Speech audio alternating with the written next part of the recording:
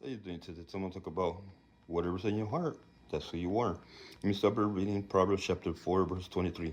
Keep thy heart with all diligence, for out of it are the issues of life.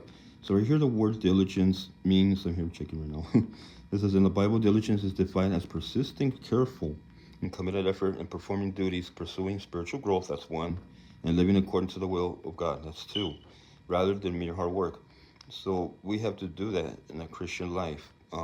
When you allow a thought, to linger in your mind that's not from God, and then goes to 13 inches down, and then you practice it, you're gonna offend the Lord.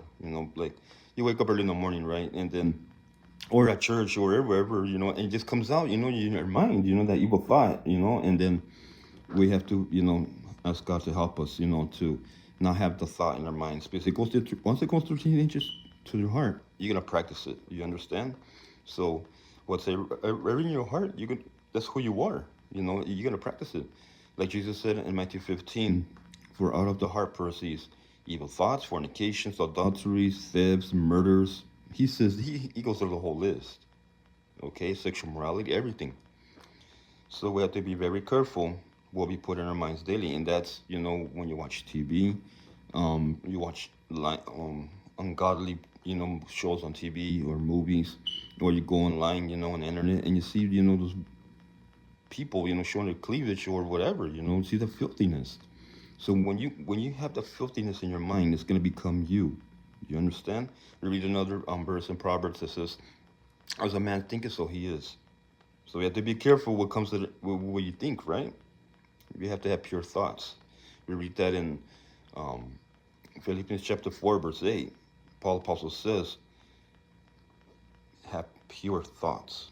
Okay, so when you have pure thoughts, then you're going to set your minds at things above. Like it says in Colossians chapter 3, not at things on earth.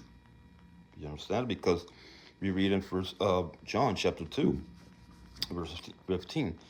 Do not love the world or things of this world, and never love the world. That the love of the Father is not in him. The lust of the eyes, the lust of the flesh, the pride of life, not of the Father, but of the world. So we have to remember that.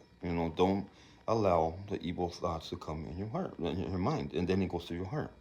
And then another thing is that we have sometimes bitterness towards people, and we have unforgiveness and malice and all that. That's not from God. Okay, so you have to forgive that person whatever they did to you, whether in the past or present, and let it go. As well, Jesus tells us in Luke, I believe 21, he says, don't let your heart be weighted down with all the things that are happening in the world. Because what people do, they turn on the news and then their hearts are weighted down. We have to wait for Jesus' return and live for God.